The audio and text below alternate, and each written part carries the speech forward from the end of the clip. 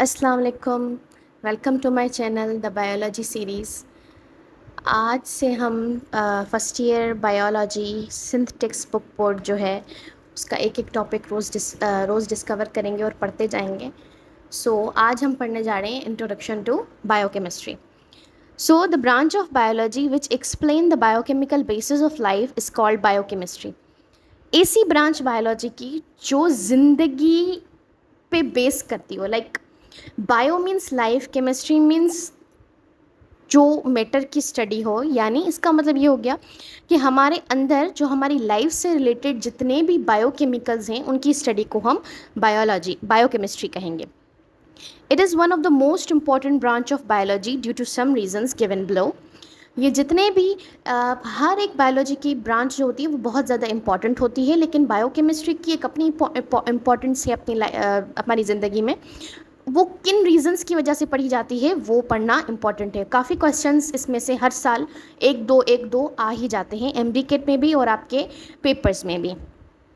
It provides information about all the processes carried out in the living organism, from construction of body structures to flow of information from nucleus, especially DNA, for enzyme, protein synthesis and control to all of the mechanisms. कह रहा है ये information provide करता है जितने भी process हमारी body के अंदर हो रहे हैं, हमारी बॉडी की कंस्ट्रक्शन हो रही है, हमारी बॉडी के अंदर प्रोटीन बन रहा है, हमारी बॉडी के अंदर इंफॉर्मेशन फ्लो हो रही है, हमारी बॉडी के अंदर इंफॉर्मेशन स्टोर हो रही है। ये जितनी भी सारे मैकेनिज़म्स हैं, जितने भी सारे काम हैं, जितने भी सारे रिएक्शंस हैं जो हमारी बॉडी के अंदर हो रहे हैं, वो सारे हम बायोकेमिस्ट्री के अंदर पढ़ते हैं। डीएनए में से जो प्रोटीन बनता है और ये सारा ट्रांसक्रिप्शन मेथड है, ट्रांसलेशन मेथड है, ये सारे जितने भी मेथड्स हैं, ये सारे जितने भी प्रोसेसेस हैं, ये सारे हम पढ़ते हैं ड्यू टू बायोकेमिस्ट्री के अंदर। It provides information about abnormal mechanism which lead to the disease. For example, हमारी बॉडी के अंदर कोई भी डिजीज़ आ जाती है तो वो सारा का सारा रीज़न होता है एबनॉर्मल।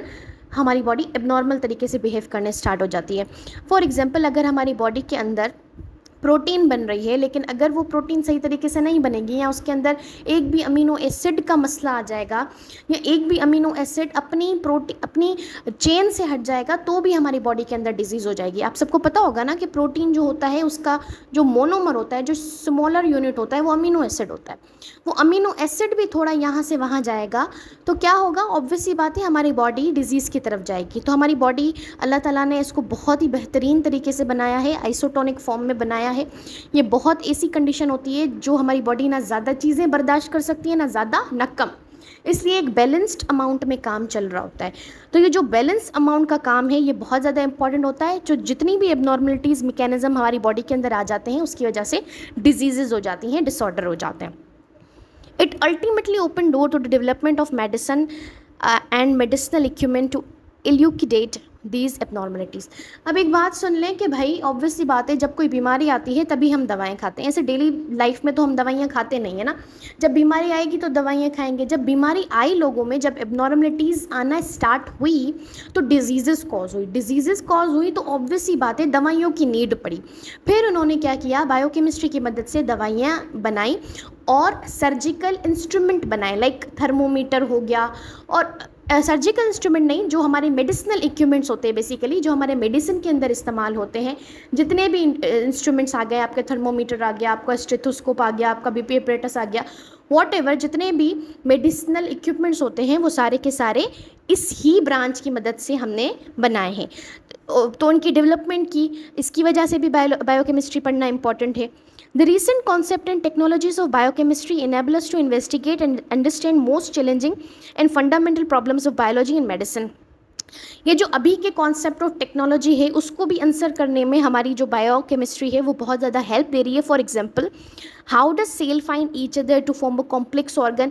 सेल कैसे मिलकर ऑर्गन बनाते हैं, सेल कैसे मिलकर टिश्यू बनाते हैं, और सिमिलर सेल कैसे मिलते हैं, सेल मिल कैसे रहे हैं, ये सारा जितना भी कॉन्सेप्ट है इनको आंसर करने में बायोकेमिस्ट्री मदद करती है। How does the growth of cell control, cell की ग्रोथ कैसे कंट्रोल होती है, ना सेल बढ़ रहे हैं बॉडी के अंदर तो वो किस तरीके से बढ़ रहे हैं, सेल कम हो रहे हैं तो वो किस तरीके से कम हो रहे हैं, एक सेल की ग्रोथ है वो किस तरीके से मैनेज हो रही है।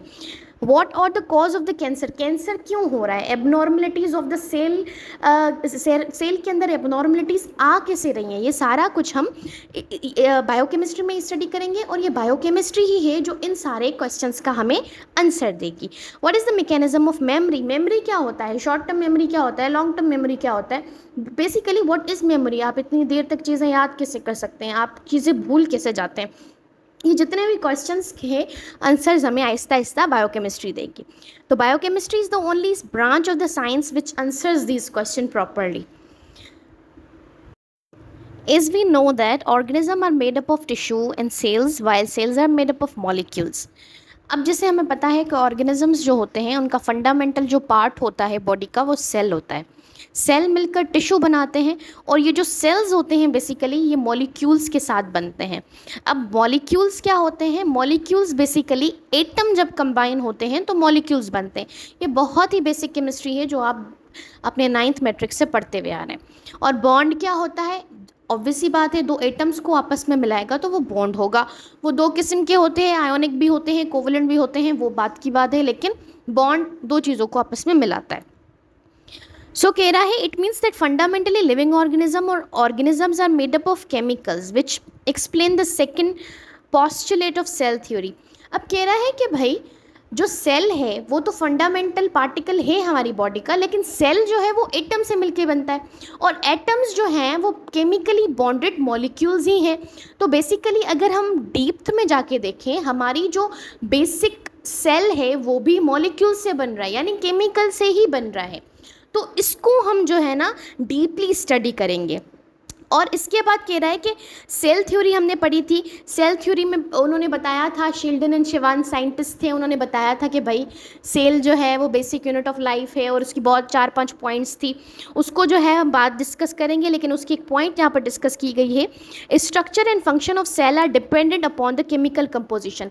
कह रहा है सेल थ्योरी की जो सेकेंड पॉस्टुलेट है, सेकेंड लाइन है, वो यही है कि जो सेल है और उसकी जो कंपोजिशन है, यानी सेल जिससे बना हुआ है वो सारा डिपेंड करता है उसकी केमिकल सेल जो है उसकी जो कंपोजिशन है उस पर ही उसका फंक्शन डिपेंड करता है। इसका मतलब क्या हो गया, फॉर एग्ज़ाम्पल मैं कोई चीज़ बना रही हूँ तो ऑब्वियस सी बात है मैटर ये करेगा कि भाई वो चीज़ बनी किससे हुई है। अगर मैं कोई चीज़ लोहे की बना रही हूँ तो उसके अंदर वो प्रॉपर्टीज़ आएगी, अगर लकड़ी की बना रही हूँ तो वो प्रॉपर्टीज़ आएगी। Same as it is cell जो है वो केमिकल कंपोजिशन उसकी जो बनी हुई है उसके ऊपर उसके फंक्शन डिपेंड करते हैं। सेल किस तरीके से फंक्शन करेगा ये उसकी केमिकल कंपोजिशन डिसाइड करेगी कि भाई सेल काम कैसे करेगा। Therefore it is necessary to study the chemical composition of a cell and the reaction which carried out in these sales.